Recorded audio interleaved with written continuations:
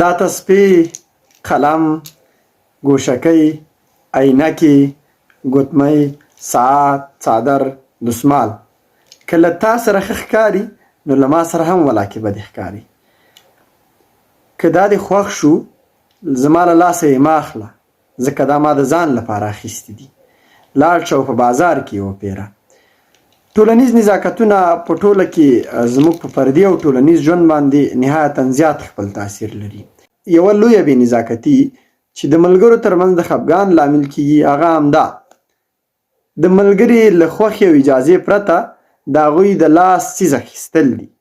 ډېری ملګري د بل ملګري دوست، خپلوان او همکار په لاس کې که ساعت، ګوتمۍ، تسبیح، قلم، دسمال او یا بل هر شی وویني نو وایي دا خو له ما سره ډېر ښه خوند کوي، د هغه له خوښې او اجازې پرته یې اخلي. همدا وي چې د ملګرو ترمنځ خفګان پیدا کیږي.